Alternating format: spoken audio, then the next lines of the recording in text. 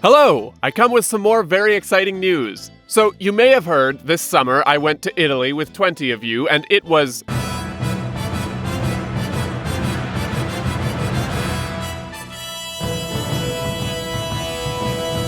I had a phenomenal time, we saw amazing things, I got to stand in the room with Roman emperors, and it was an even greater experience than I expected, just to be among a group of people who think the way I do and love some of the same things that I do. On the last day over breakfast, one of the people on that trip told me this was his favorite trip he'd ever taken. I learned a lot, and I have some ideas to make the next one even better. So here's my pitch. In the description of this video is a link to join the next trip I'll be hosting. I'll be setting off in May 2025, between the 18th and the 24th, and I'd like you to come with me. When I surveyed my audience last year, right after Italy, you told me you wanted to go to a place that's become very special to me recently.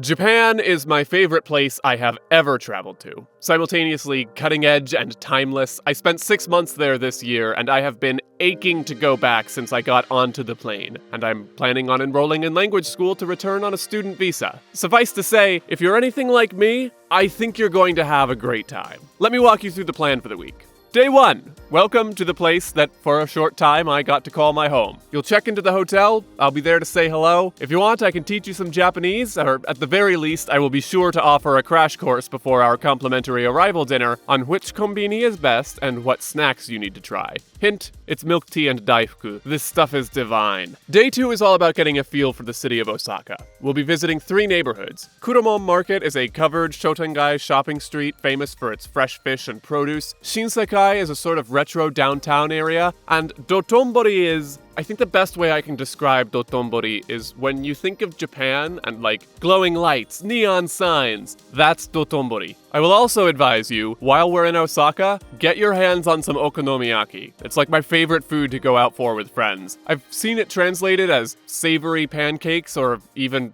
Japanese pizza, but the literal translation is grilled how you like it, which I think better captures what it's all about. You've got fried batter with tempura scraps, shredded cabbage, sauce, bonito flakes, and then you add whatever you want on top. Often pork belly, I've seen it done with kimchi, cheese, mochi, octopus. It's all to die for. Day 3, we're hitting up Osaka Castle. On screen, I've got some pictures of when I visited. It was built in 1583 by Toyotomi Hideyoshi, the middle one of the 3 guys who came to unify Japan that I talked about way back in the day when my videos still looked like this, and it ended up becoming the site of the siege that ended his family line. And it's pretty. We'll also be taking a river cruise that afternoon, and then the evening is free to explore the city. Possibly my favorite thing about big cities in Japan is that there is a little something around every corner, and it's a place that is so comfortable to explore. The streets are all clean, everyone I've encountered has been so polite, and there's really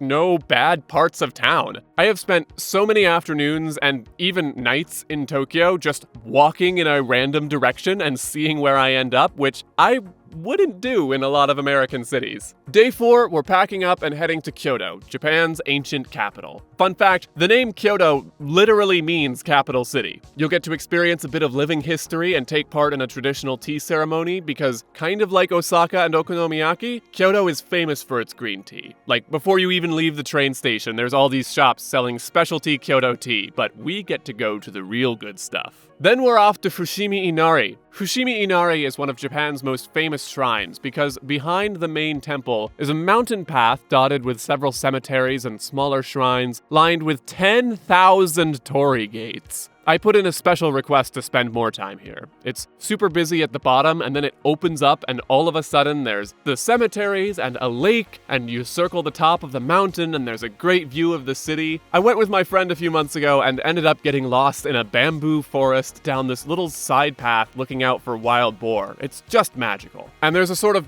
base camp halfway up where you can get matcha and kinako ice cream. Day 5, Nara. Nara is Japan's even older capital, like 700 700s AD old. We'll be visiting another temple, Todaji, which is the world's largest wooden building, plus Kasuga Taisha. I don't know if you knew this, but Japan has a lot of temples. On the different levels, you've got like your local temple on a street corner. There's even little temples tucked away between buildings or on top of department stores, like the one on my train line I like to visit. And then there's these mamma jammas. But when I think of Nara, I think of the Nara Deer Park. Your trip to Japan wouldn't be complete if we didn't have at least one stop for cute animals. All over the country are cat cafes, dog cafes, hedgehog cafes, owl cafes, otter cafes, but this is really special. There's wild deer roaming this park in Nara. You can feed them, you can pet them, they will literally bow to you for snacks. And then we'll head back to our hotel in Kyoto, just a short train ride away. One of the things I heard on the Italy trip was that we did so much in just a few days, but we didn't have much opportunity to set loose and explore on our own terms. So this trip has an extra day just for that. Because again, Japan, you look out at the horizon and it's city as far as the eye can see, and there's something cool on every block. And because of currency conversion with the weak yen right now, it's kind of like everything in the country is 30% off. Want to check out the Kyoto Imperial Palace or any other historic sites? Go for it. Didn't get enough time at Fushimi Inari and want to go get lost in the mountains? Just be back in time for dinner. Want to do some shopping, get some last-minute souvenirs? Shijo Street in Kyoto's got all kinds of stores, luxury brands, more shotengai with scores of small shops. There's a place nearby where you can get these fluffy pancakes that taste as amazing as they look.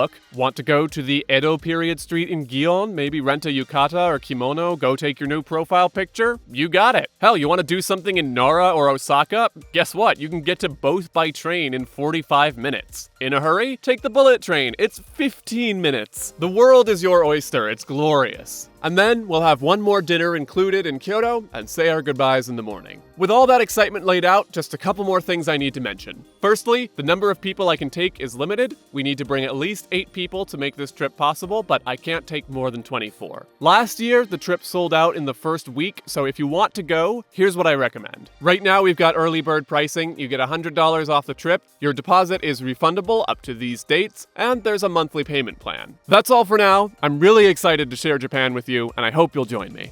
You can find out more and book your trip at the link in the description or in the pinned comment.